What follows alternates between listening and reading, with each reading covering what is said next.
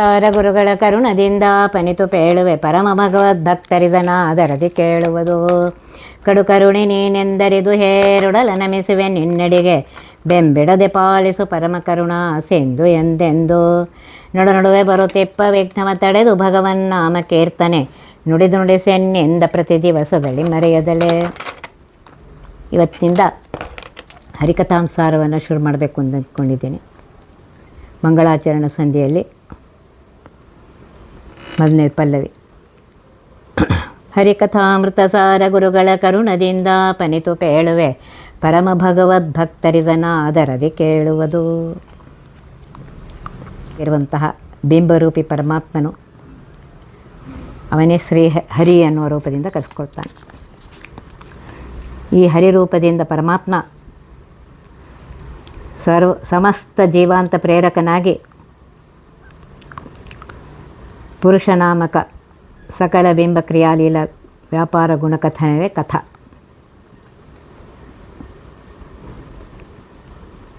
ಇಂಥ ಹರಿರೂಪನಾದ ಬಿಂಬನಾಮಕ ಪರಮಾತ್ಮನು ಹೊರಗೆ ಒಳಗೆ ಜೀವ ಸ್ವರೂಪದಿಂದ ಹೊರಗೆ ಲಿಂಗ ಅವ್ಯಕ್ತ ಅನಿರುದ್ಧ ಪ್ರಾಕೃತ ಸ್ಥೂಲದೇಹಲಿ ಮಾಡುವ ವ್ಯಾಪಾರ ಮತ್ತು ಬ್ರಹ್ಮಾಂಡ ಸೃಷ್ಟಿ ಸ್ಥಿತಿ ಲಯಾದಿ ವ್ಯಾಪಾರ ಶ್ರೀರಾಮಕೃಷ್ಣಾದಿ ಅನಂತ ರೂಪದಿಂದ ಮಾಡುವ ಲೀಲೆ ಇದೇ ಅವನ ಗುಣಕಥ.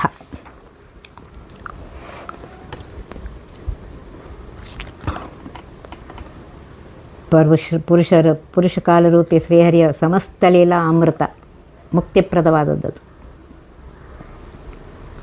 ಇಂತಹ ಅಮೃತ ಸಾರ ಅಂದರೆ ಸಾರಾತ್ ಸಾರತರಂ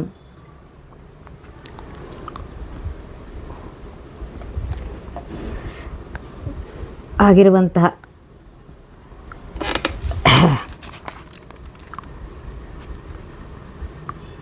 ಗುರುಗಳ ಕರುಣದಿಂದ ಅವರ ಗುರುಗಳಾಗಿರುವಂತಹ ಗೋಪಾಲದಾಸರ ಕರುಣದಿಂದ ಅಂತಃಕರಣದಿಂದ ಅಂತ ಹೇಳ್ತಾ ಇದ್ದಾರೆ. ಆಪನಿತು ಗುರುಗಳು ಎಷ್ಟು ಪ್ರೇರಿಸಿ ತಿಳಿಸಿದಷ್ಟು ಹೇಳ್ತಾರೆ, ಅದನ್ನು ಹೇಳ್ತೇನೆ. ಪರಮಾತ್ಮನಲ್ಲಿ ಅಷ್ಟು ಅನಂತವಾಗಿದೆ. ರಮಾ ಬ್ರಹ್ಮಾದಿಗಳಿಂದಲೂ ಪೂರ್ತಿಯಾಗಿ ತಿಳಿಯಲಿಕ್ಕಾಗಲಿಲ್ಲ, ಇನ್ನು ನನ್ನ ಪಾಡೇನು ಅಂತ ಹೇಳ್ತಾ ಇದ್ದಾರೆ.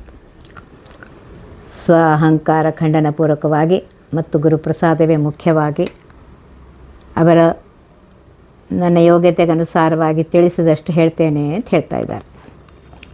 ಪರಮ ಉತ್ತಮರಾದ ಶ್ರೇಷ್ಠರಾದ ಕೇವಲ ತಾರತಮ್ಯ ಪಂಚಭೇದವನ್ನರಿತು ಪರಮಾತ್ಮನೇ ಸರ್ವೋತ್ತಮನೆಂದು ತಿಳಿದ ಭಗವದ್ಭಕ್ತರು, ಷಡ್ಗುಣೇಶ್ವರ ಸಂಪನ್ನಾದ ಪರಮಾತ್ಮನ ಅಂತರಂಗ ಭಕ್ತರು ಇದನ್ನು ಅಂದರೆ ಈ ಹರಿಕಥಾಂಸಾರವನ್ನು ಆದರದೆ ಅಂದರೆ ಪ್ರೀತಿಯಿಂದ ಅತ್ಯಂತ ಬಹಳ ಮರ್ಯಾದೆಯಿಂದ ಗೌರವದಿಂದ ಅಂದರೆ ಮಹಾತ್ಮ್ಯ ಜ್ಞಾನಪೂರ್ವಕ ಸುದೃಢ ಸ್ನೇಹ ಭಕ್ತಿಯಿಂದ ಕೇಳಬೇಕು ಅಂತ ಹೇಳ್ತಾ ಇದ್ದಾರೆ.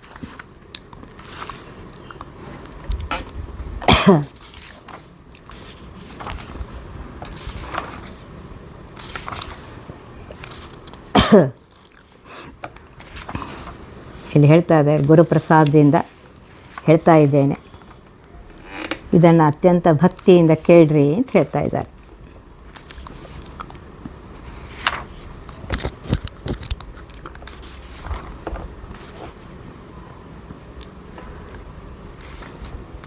ಪ್ರತಿಯೊಂದಕ್ಕೂ ಗುರುಗಳ ಅನುಗ್ರಹ ಬೇಕು. ಆ ಗುರುಗಳ ಅನುಗ್ರಹದಿಂದಲೇ ಆಗತ್ತೆ. ಆದ್ದರಿಂದ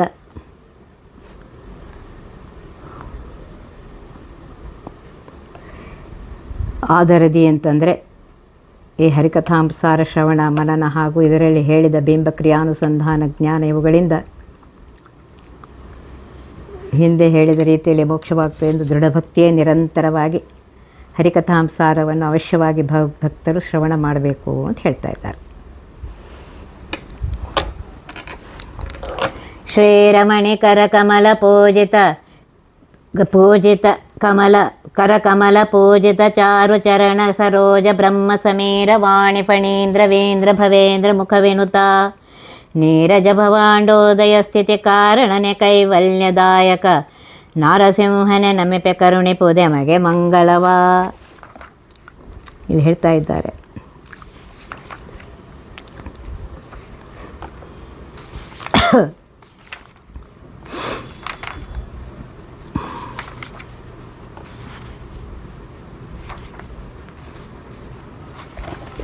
ಪಲ್ಲವಿಯಲ್ಲಿ ಹಿಂದೆ ಈ ಪದ್ಯದಿಂದ ಪ್ರಯೋಜನಗಳನ್ನು ಹೇಳಿ ಪ್ರಮೇಯ ಗ್ರಂಥವನ್ನು ಮಾಡುವ ಉದ್ದೇಶವಾಗಿ ವಿಘ್ನ ಪರಿಹಾರದ ಸಲುವಾಗಿ ಪರಮಾಭಿಷ್ಟ ಪೂರ್ತಿಯಾಗಿರುವಂತಹ ನರಸಿಂಹದೇವರನ್ನು ನಮಿಸಿ ತಮ್ಮ ಅಭಿಷ್ಟವನ್ನು ಪ್ರಾರ್ಥಿಸ್ತಾರೆ. ಶ್ರೀರಮಣಿ, ಹೇ ನರಸಿಂಹನೇ, ನಾನು ನಿನಗೆ ನಮಸ್ಕಾರ ಮಾಡ್ತೇನಪ್ಪ.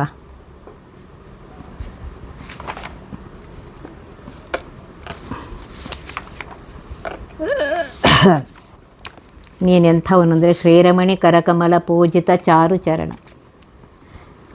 ಮಹಾಲಕ್ಷ್ಮೀ ದೇವಿಯ ಕಮಲದಂತಹ ಕೈಗಳಿಂದ ಪೂಜಿತವಾದ ಸುಂದರವಾದ ಚರಣಕಮಲಗಳಿವೆ ನಿಂದು.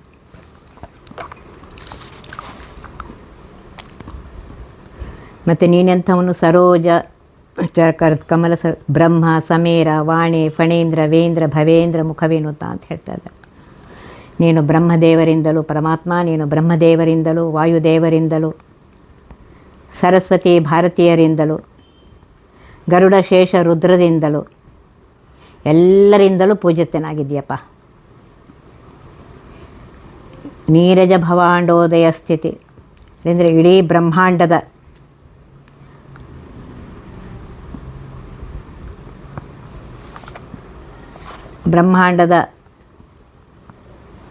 ಅದರ ಉತ್ಪತ್ತಿಗೂ ನೀನೇ ಕಾರಣ ಆಗಿದ್ದೀವಿ. ಉತ್ಪತ್ತಿ, ಸ್ಥಿತಿ, ಸೃಷ್ಟಿ, ಸ್ಥಿತಿ, ಲಯ, ನಿಯಮನ, ಜ್ಞಾನ, ಅಜ್ಞಾನ, ಬಂಧ, ಮೋಕ್ಷ ಸರ್ವಕ್ಕೂ ನೀನೇ ಕಾರಣ ಆಗಿದ್ಯಪ್ಪ.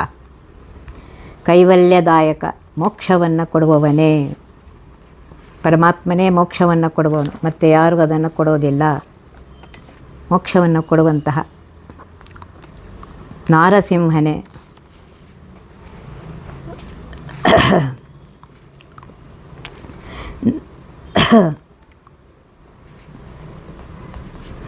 ನರಸಿಂಹದೇವರಿಗೆ ನಮಸ್ಕಾರ ಮಾಡ್ತಾರೆ. ನಾರಸಿಂಹನ ನಮಿಪೆ.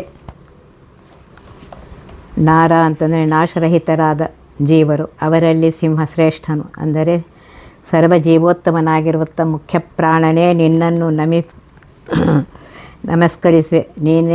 ನೀನು ನಮಗೆ ಮಂಗಲವನ್ನು ತಂದುಕೊಡುತ್ತೇಳೆ. ಮುಖ್ಯ ಪ್ರಾಣದೇವರಿಗೂ ಶ್ರೇಷ್ಠನಾಗಿರುವಂಥ ಹೇ ಪರಮಾತ್ಮನೇ, ನಿನಗೆ ನಾನು ನಮಸ್ಕಾರ ಮಾಡ್ತೇನೆ. ನೀನೇ ಮೋಕ್ಷವನ್ನು ಕೊಡುವವನಪ್ಪ ಅಂತ ಹೇಳ್ತಾ ಇದ್ದಾರೆ.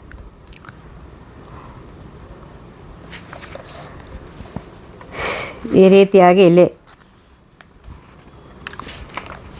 ಆ ಪರಮಾತ್ಮನನ್ನು ಪ್ರಾರ್ಥನೆ ಮಾಡ್ಕೋತಾ ಇದ್ದಾರೆ.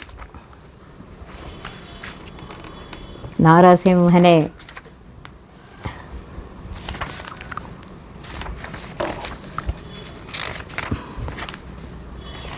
ಅಪ್ಪ ನಿನಗೆ ನಮಸ್ಕಾರ ಮಾಡ್ತೇನೆ. ನರಸಿಂಹದೇವರೇ, ನನಗೆ ಮಂಗಲವನ್ನು ಉಂಟು ಮಾಡು. ನಮಿಪೆ ನಿನಗೆ ಕರುಣಿಪುದೆಮಗೆ ಮಂಗಲವನ್ನು ಉಂಟು ಮಾಡಪ್ಪ ಅಂಥೇಳಿ ಪ್ರಾರ್ಥನೆ ಮಾಡ್ಕೋತಾ ಇದ್ದಾರೆ. ಇಡೀ ಬ್ರಹ್ಮಾಂಡದ ಸೃಷ್ಟಿ, ಸ್ಥಿತಿ, ಲಯ ಎಲ್ಲ ನೀನೇ ಮಾಡುವವನು. ಬ್ರಹ್ಮಾದಿ ಸಕಲ ದೇವತೆಗಳಿಂದಲೂ ಪೂಜಿತನಾದವನು, ಸರ್ವೋತ್ತಮನಾದವನು, ಸರ್ವೋತ್ಕೃಷ್ಟನಾದವನು ನೀನು. ಮೋಕ್ಷ ಕೊಡುವವನು ನೀನೇ. ಅಂತಹ ನರಸಿಂಹದೇವರೇ, ನಿಮಗೆ ನಾನು ನಮಸ್ಕಾರ ಮಾಡ್ತೇನೆ. ನನಗೆ ಮಂಗಲವನ್ನು ಉಂಟು ಮಾಡಿ ಅಂಥೇಳಿ ಪ್ರಾರ್ಥನೆ ಮಾಡ್ತಾರೆ. ಒಂದೊಂದು ಪದ್ಯದಲ್ಲಿಯೂ ಎಷ್ಟೊಂದು ಅರ್ಥವನ್ನು ಇಟ್ಟಿದ್ದಾರೆ ನೋಡಿ. ಜಗದುದರನತಿ ವಿಮಲ ಗುಣರೂಪಗಳನಾಲೋಚನದಿ ಭಾರತ ನಿಗಮತತಿಗಳಿಗತಿಕ್ರಮಿಸಿ ಕ್ರಿಯಾ ವಿಶೇಷಗಳ ಬಗೆ ಬಗೆಯ ನೂತನವ ಕಾಣು ತಮಿಗೆ ಹರುಷದಿಂ ಪೊಗಳಿ ಹಿಗ್ಗುವ ತ್ರಿಗುಣಮಾನಿ ಮಹಾಲಕುಮಿ ಸಂತೈಸಲನು ದಿನವೂ. ಇಲ್ಲೇ ಬೇಡ್ಕೋತಾ ಇದ್ದಾರೆ ಪರಮಾತ್ಮ. ಎಂಥವನಪ್ಪ ನೀನು ಅಂದರೆ ಜಗದುದರನ, ಇಡೀ ಜಗತ್ತನ್ನು ತನ್ನ ಹೊಟ್ಟೆಯಲ್ಲಿ ಇಟ್ಟುಕೊಂಡಂಥವನು. ಇಡೀ ಬ್ರಹ್ಮಾಂಡವನ್ನೇ ತನ್ನ ಹೊಟ್ಟೆಯಲ್ಲಿ ಇಟ್ಕೊಂಡಿದ್ದಾನೆ ಪರಮಾತ್ಮ. ಅನಂತ ಕೋಟಿ ಬ್ರಹ್ಮಾಂಡ ನಾಯಕ ಅಂತ ಅದಕ್ಕೆ ಕರೆಯೋದು ಪರಮಾತ್ಮನಿಗೆ. ಅತಿ ವಿಮಲ ಗುಣರೂಪಗಳನ್ನು ಅಂತ ಹೇಳ್ತಾ ಇದ್ದಾರೆ. ಪರಮಾತ್ಮನ ಗುಣಗಳು ಹೇಗಿವೆ ಅಂದರೆ ಅತ್ಯಂತ ವಿಮಲವಾಗಿವೆ, ನಿರ್ದೋಷವಾಗಿವೆ, ಅನಂತ ಕಲ್ಯಾಣ ಗುಣಗಳಿಂದ ಕೂಡಿದೆ.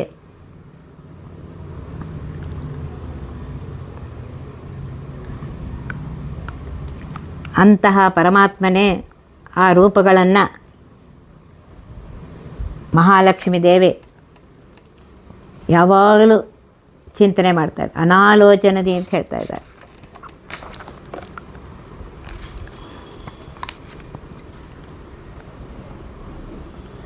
ಯಾವ ಮಹಾಲಕ್ಷ್ಮೀ ದೇವಿ ಯಾವಾಗಲೂ ಆ ಪರಮಾತ್ಮನನ್ನು ನಿರಂತರವಾಗಿ, ಆ ಪರಮಾತ್ಮನ ಅನಂತ ಗುಣ ರೂಪಗಳನ್ನು ನಿರಂತರವಾಗಿ ಧ್ಯಾನ ಮಾಡ್ತಾ ಇದ್ದಾಳೆ. ಅಂದರೂ ಆಕೆಗೆ ಕೊನೆಗಾಣಲಿಲ್ಲಂತೆ. ಹೇಗಿರಬೇಕು ನೋಡ್ರಿ, ಆ ಪರಮಾತ್ಮ ಎಷ್ಟು ಅನಂತ ಗುಣಪೂರ್ಣನಾಗಿರಬೇಕು.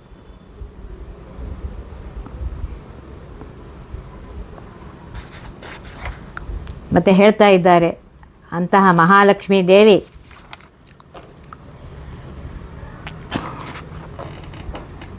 ಭಾರತ ನಿಗಮತತಿಗಳಿಗೆ ಅತಿಕ್ರಮಿಸಿ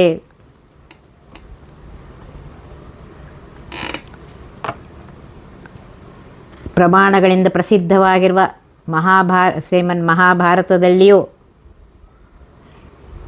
ಹೇಳಲ್ಪಟ್ಟ ಹಾಗೂ ಹೇಳಲ್ಪಡದ, ವೇದೋಕ್ತ ಹಾಗೂ ವೇದದಲ್ಲಿಯೂ ಹೇಳಲ್ಪಡದ,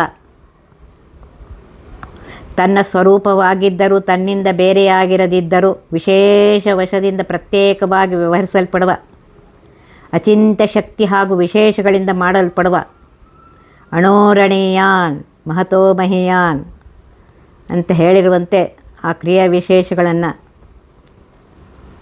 ಬಗೆ ಬಗೆಯ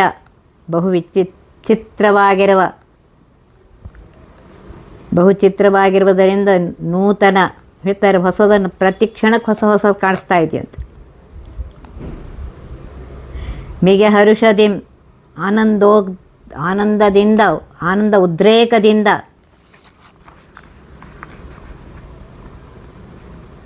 ಪೊಗಳಿ ಹಿಗ್ಗುವ ಆ ಪರಮಾತ್ಮನ ಆನಂದದ ಉದ್ರೇಕದಿಂದ ಆ ಪರಮಾತ್ಮನನ್ನು ಸ್ತೋತ್ರ ಮಾಡ್ತಾಳಂತೆ.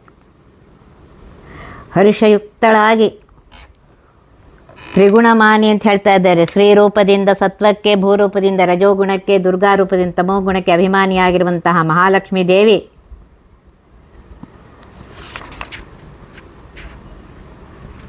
ಪ್ರತಿ ಕ್ಷಣಕ್ಕೆ ಹೊಸದಾಗಿ ಕಾಡ್ತಾಳಂತೆ. ಬಗೆ ಬಗೆಯ ನೂತನವ ಕಾಣುತ್ತಾ ಸಂತೋಷದಿಂದ ಪರಮಾತ್ಮನ ಸ್ತೋತ್ರವನ್ನು ಮಾಡ್ತಾಳಂತೆ, ಮಿಗೆ ಹರುಷದಿಂದ. ಅಂತಹ ಮಹಾಲಕ್ಷ್ಮೀ ದೇವಿ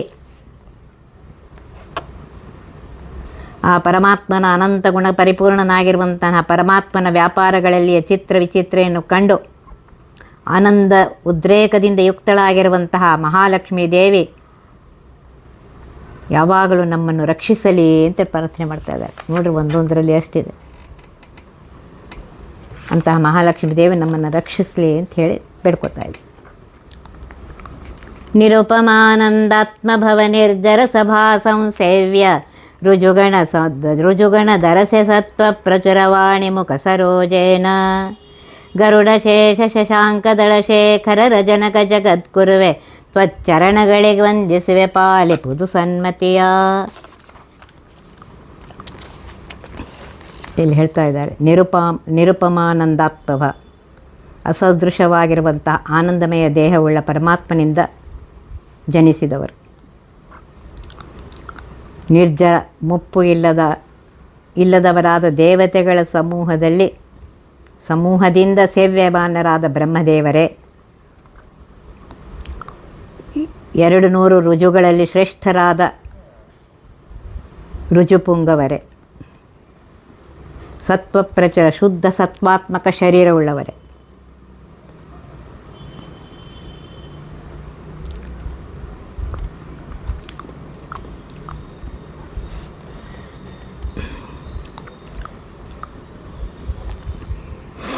ಈ ರೀತಿಯಾಗಿ ವಾಣಿಮುಖ ಸರೋಜೇನ ಇಲ್ಲಿ ಹೇಳ್ತಾ ಇದ್ದಾರೆ,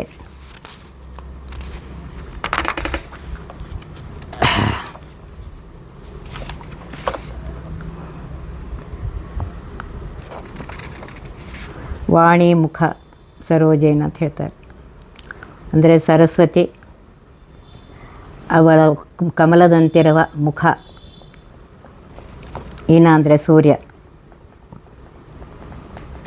ಸರಸ್ವತಿಯ ಕಮಲ ಸದೃಶವಾದ ಮುಖಕ್ಕೆ ಸೂರ್ಯನಂತಿರುವವನೇ.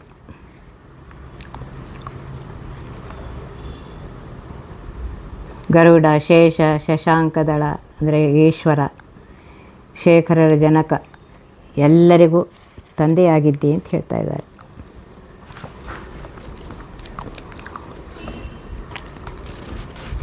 ಮಹತ್ತತ್ವದಿಂದ ವೈಕಾರಿಕ, ತೈಜಸ, ತಾಮಸ ಅಂತ ಮೂರು ಅಹಂಕಾರಗಳುಟ್ಟುತ್ತೆ.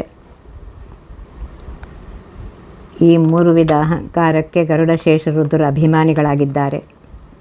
ಆದ್ದರಿಂದ ಚತುರ್ಮುಖ ಬ್ರಹ್ಮದೇವರು ಇವರಿಗೆ ತಂದೆಯಾಗಿದ್ದಾರೆ. ಹೇ ಜಗದ್ಗುರುವೇ ಅಂತ ಹೇಳ್ತಾ ಇದ್ದಾರೆ. ಯಾಕೆ ಅಂತಂದರೆ ಬ್ರಹ್ಮದೇವರು ಪ್ರಳಯದಲ್ಲಿಯೂ ಪರಮಾತ್ಮನನ್ನು ಕಾಣುವಂತಹ ಪ್ರತಿಭಾಯುಕ್ತರು, ಸರ್ವಜ್ಞರಾಗಿದ್ದಾರೆ. ಜಗತ್ತಿಗೆ ಹಿತೋಪದೇಶಕರಾಗಿದ್ದಾರೆ. ಸ್ವರೂಪವನ್ನು ಉದ್ಭವಿಸುವವರು ಆಗಿರುವುದರಿಂದ ಅಸಂಶಯ ಅಂದರೆ ಜಗದ್ಗುರುಗಳೆಂದು ಹೇಳ್ತಾ ಇದ್ದಾರೆ. ತ್ವಚ್ಚರಣಗಳಿಗೆ, ನಿಮ್ಮ ಅಡಿಗಳಿಗೆ ನಮಸ್ಕಾರ ಮಾಡ್ತೇನೆ. ಸನ್ಮತಿಯ ಹರಿತತ್ವವನ್ನು ವಿಷಯೀಕರಿಸುವ ಸದ್ಬುದ್ಧಿಯನ್ನು ಪಾಲಿಪುದು, ಕರುಣಿಸುವುದು ನನಗೆ ಕರುಣಿಸ್ಬೇಕಪ್ಪ ಅಂತ ಹೇಳಿ ಬೇಡ್ಕೋತಾ ಇದ್ದಾರೆ. ನೋಡಿರಿ, ಒಂದೊಂದರಲ್ಲಿಯೂ ಎಷ್ಟು ಸುಂದರವಾಗಿ ಬೇಡ್ಕೋತಾ ಇದ್ದಾರೆ. ಬ್ರಹ್ಮದೇವರಿಗೆ ಹೇಳ್ತಾ ಇದ್ದಾರೆ, ನೀವು ನನಗೆ ಆ ಪರಮಾತ್ಮನಲ್ಲಿ ಪಾದಕಮಲದಲ್ಲಿ ಯಾವಾಗಲೂ ನನ್ನ ಮನಸ್ಸು ಇರುವಂತೆ ಮಾಡ್ರಪ್ಪ ಅಂತ ಹೇಳಿ ಬೇಡ್ಕೋತಾ ಇದ್ದಾರೆ. 6321000 ಶತಶ್ವಾಸ ಜಪಗಳ 3 ವಿಧ ಜೀವರೊಳಗಬ್ಜ ಕಲ್ಪ ಪರ್ಯಂತ ತಾರಚಿಸಿ ಸತ್ವರಿಗೆ ಸುಖ ಸಂಸಾರ ಮಿಶ್ರರಿಗೆ ಅಧಮ ಜನರಿಗೆ ಅಪಾರ ದುಃಖಗಳೇವ ಗುರುಪವಮಾನ ಸಲಹೆಮ್ಮ. 6321000 ಅಂದರೆ 21600 ಶ್ವಾಸರೂಪವಾದ ಹಂಸಮಂತ್ರ ಜಪವನ್ನು 3 ವಿಧ ಜೀವರಲ್ಲಿ, ಸಾತ್ವಿಕ, ರಾಜಸ, ತಾಮಸ ಜೀವಿಗಳಲ್ಲಿ ಇದ್ದು ಏನು ಒಂದು ಬ್ರಹ್ಮಕಲ್ಪದ ಪರ್ಯಂತ ಮಾಡ್ತೀರಿ. ಮಾಡಿ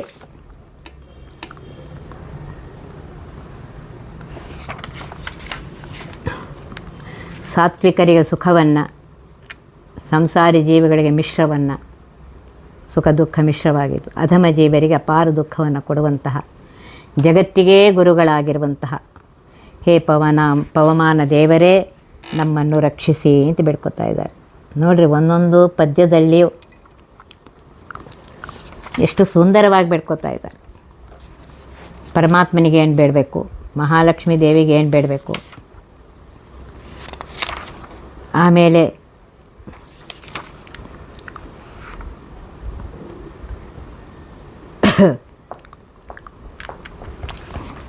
ಬ್ರಹ್ಮವಾಯುಗಳಿಗೆ ಏನು ಬೇಡಬೇಕು, ಅದು ಸರಿಯಾಗಿ ತಿಳಿದುಕೊಂಡು ಅವರ ಹತ್ರ ಹೋಗಿ ಅದನ್ನೇ ಬೇಡಬೇಕು.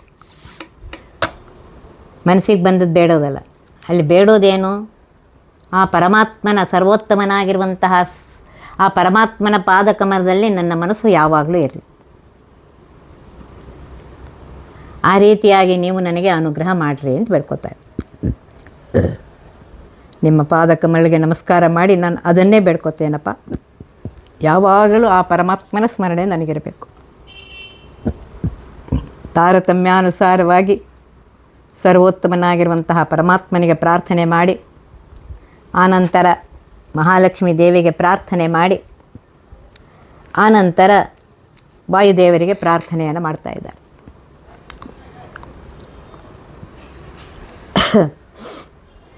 ಆರು ಮೂರರಡೊಂದು ಸಾವಿರ ಮೂರೆರಡು ಶತ ಶ್ವಾಸ ಜಪಗಳ ಮೂರು ವಿಧ ಜೀವರೊಳಗಬ್ಜಜ ಕಲ್ಪ ಪರ್ಯಂತ ತಾರಚಿಸಿ ಸತ್ವರಿಗೆ ಸುಖ ಸಂಸಾರ ಮಿಶ್ರರಿಗೆ ಅಧಮ ಜನರಿಗೆ ಅಪಾರ ದುಃಖಗಳೇವ ಗುರುಪವಮಾನ ಸಲಹೆಮ್ಮ.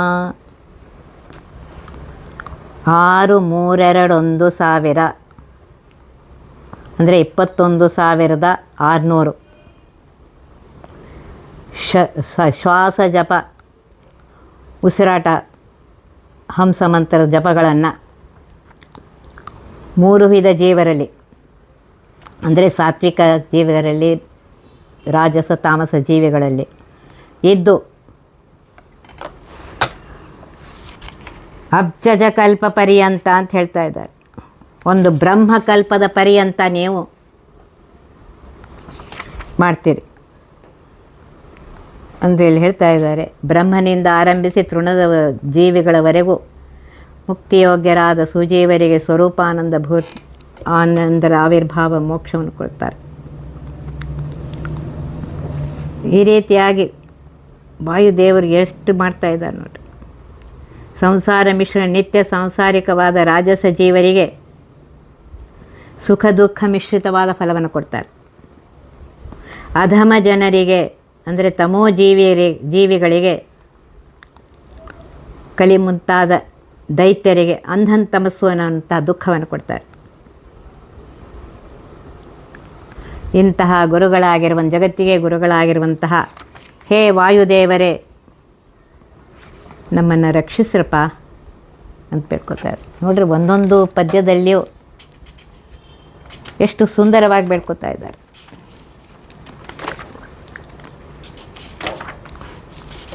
ಪರಮಾತ್ಮನಿಗೆ ಬೇಡ್ಕೊಂಡ್ರು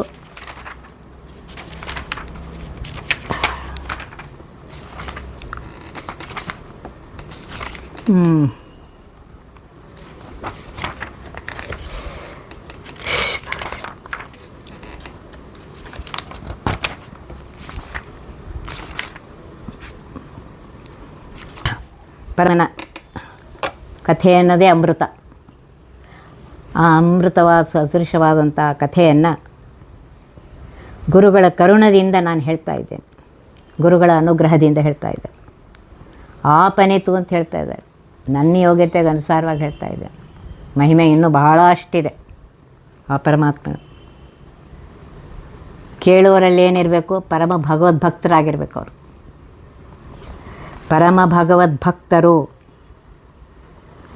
ಭಕ್ತಿಯಿಂದ ವಿಶ್ವಾಸದಿಂದ ಹರಿ ಸರ್ವೋತ್ತಮನಾಗಿದ್ದಾನೆ ಅನ್ನುವ ವಿಶ್ವಾಸದಿಂದ ಕೇಳಬೇಕು, ಅದನ್ನು ಭಕ್ತಿಯಿಂದ ಕೇಳಬೇಕು ಅಂತ ಹೇಳ್ತಾ ಇದ್ದಾರೆ. ಒಂದೇ ನುಡಿಯಲ್ಲಿ ಏನು ಹೇಳಿದ್ರು? ಆ ಪರಮಾತ್ಮ ಎಂಥವನು? ಮಹಾಲಕ್ಷ್ಮಿಯ ಕೈಗಳೆಂಬ ಕಮಲಗಳಿಂದ ಪೂಜಿತನಾಗಿರುವಂತಹ ಸುಂದರವಾದ ಪಾದಗಳುಳ್ಳವನು. ಬ್ರಹ್ಮದೇವರು, ವಾಯುದೇವರು,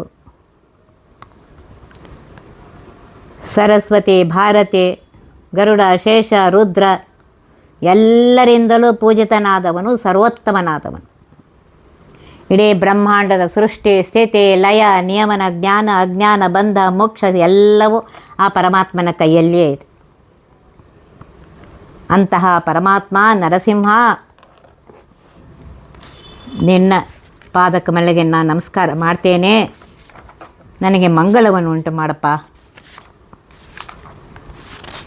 ಅಂಥೇಳಿ ಪ್ರಾರ್ಥನೆ ಮಾಡ್ಕೋತಾ ಇದ್ದಾರೆ. ಈ ರೀತಿಯಾಗಿ ನೋಡ್ರಿ, ಒಂದೊಂದು ಪದ್ಯವನ್ನು ಸರಿಯಾಗಿ ತಿಳ್ಕೋಬೇಕು. ಆಮೇಲೆ 2ನೇ ಪದ್ಯದಲ್ಲಿ ಏನು ಹೇಳಿದ್ರು? ಮಹಾಲಕ್ಷ್ಮಿಯ ವರ್ಣನೆ ಮಾಡ್ತಾ ಇದ್ದಾರೆ. ಜಗದುದರನ ಅತಿ ವಿಮಲ ಗುಣರೂಪಗಳನ್ನು ಅನಾಲೋಚನದೆ. ಮಹಾಲಕ್ಷ್ಮೀ ದೇವಿ ಅಂಥವಳು, ಜಗತ್ತಿಗೆ ಸ್ವಾಮಿಯಾಗಿರುವಂತಹ, ಜಗತ್ತನ್ನೇ ತನ್ನ ಹೊಟ್ಟೆಯಲ್ಲಿ ಇಟ್ಟುಕೊಂಡಿರುವಂತಹ ಅವನ ರೂಪ ಗುಣಗಳನ್ನು ಅತಿ ವಿಮಲ ಅಂತ ಹೇಳ್ತಾ ಇದ್ದಾರೆ. ಅಂದರೆ ನಿರ್ದುಷ್ಟವಾದ ದುಃಖ ಸಂಪರ್ಕವಿಲ್ಲದ ಜ್ಞಾನಾನಂದಾತ್ಮಕವಾಗಿರುವಂತಹ ಆ ಗುಣಗಳನ್ನು ಅನಾಲೋಚನದೆ ಇಲ್ಲಿ ಹೇಳ್ತಾ ಇದ್ದಾರೆ ಮಹಾಲಕ್ಷ್ಮೀ ದೇವಿ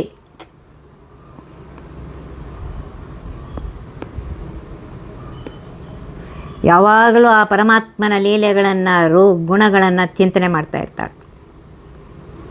ಯಾವಾಗಲೂ ಎಲ್ಲ ಕಾಲಕ್ಕೂ ನಿರಂತರವಾಗಿ ಧ್ಯಾನ ಮಾಡ್ತಾ ಇರ್ತಾಳೆ.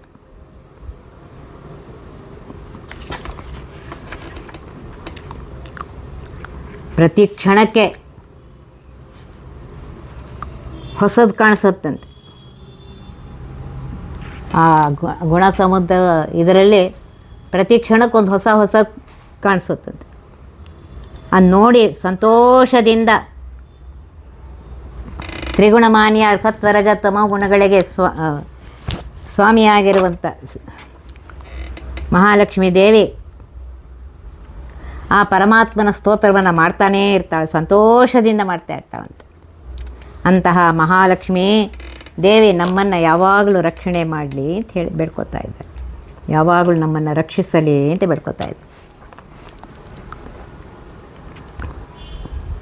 ಇನ್ನು 3ನೇ ಪದ್ಯದಲ್ಲಿ ಪರಮಾತ್ಮ ಎಂಥವನು, ನಿರುಪಮಾನಂದಾತ್ಮ,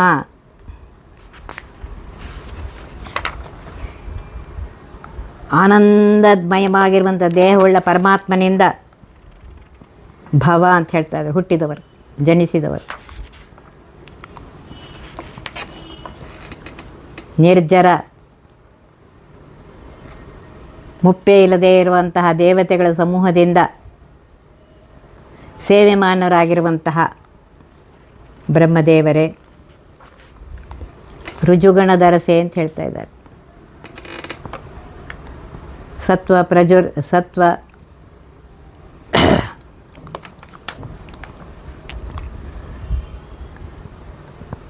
ಎಲ್ಲರಿಗಿಂತಲೂ ಜೀವೋತ್ತಮರಾಗಿ ಇರುವಂತಹ ಹೇ ಇವರೇ,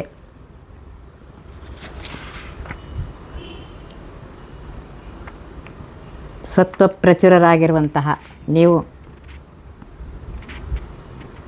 ವಾಣಿ ಸರಸ್ವತಿಯ ಮುಖ ಅನ್ನುವಂತಹ ಕಮಲದಿಂದ, ಮುಖ ಅನ್ನುವ ಕಮಲಕ್ಕೆ ಸೂರ್ಯನಂತಿದ್ದೀರಿ ನೀವು. ಗರುಡ, ಶೇಷ,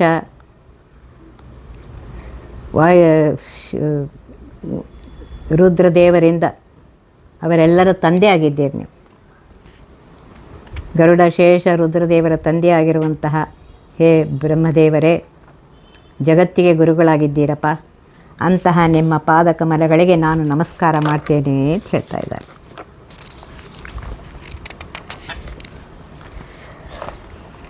ನೋಡ್ರಿ, ಒಂದೊಂದು ಪದ್ಯದಲ್ಲಿಯೂ ತಾರತಮ್ಯಾನುಸಾರವಾಗಿ ಹೇಳ್ತಾ ಬರ್ತಾ ಇದ್ದಾರೆ. ಇನ್ನು ವಾಯುದೇವರು ಎಂತಹ ಮಹಾನುಭಾವರು, 6321000 ಶ್ವಾಸ ಜಪಗಳ 3 ವಿಧ ಜೀವರೊಳಗಬ್ಜಜ ಕಲ್ಪ ಪರ್ಯಂತ ತಾರಚಿಸಿ ಸಾತ್ವರಿಗೆ ಸುಖ ಸಂಸಾರ ಮಿಶ್ರರಿಗೆ ಅಧಮ ಜನರಿಗೆ ಅಪಾರ ದುಃಖಗಳೇವ ಗುರುಪವಮಾನ ಸಲಹೆಮ್ಮ. 6321000 ಅಂದರೆ 21600 ಶ್ವಾಸ ಜಪವನ್ನು, ಉಸಿರು ರೂಪವಾದ ಶ್ವಾಸ ಜಪವನ್ನು, ಹಂಸಮಂತ್ರದ ಜಪವನ್ನು 3 ವಿಧ ಜೀವರಲ್ಲಿ, ಸಾತ್ವಿಕ ಜೀವರಲ್ಲಿ, ರಾಜಸ ಜೀವರಲ್ಲಿ, ತಾಮಸ ಜೀವರಲ್ಲಿ, ಎಲ್ಲರಲ್ಲಿಯೂ ಎಲ್ಲಿವರೆಗೂ ಅಬ್ಜಜ ಕಲ್ಪ ಪರ್ಯಂತ ಅಂತ ಹೇಳ್ತಾ ಇದ್ದಾರೆ.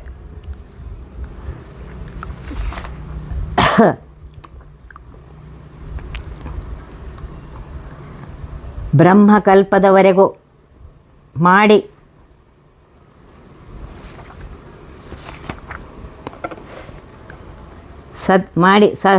ಸಾತ್ವಿಕ ಜೀವಿಗಳಿಗೆ ಸುಖವನ್ನು,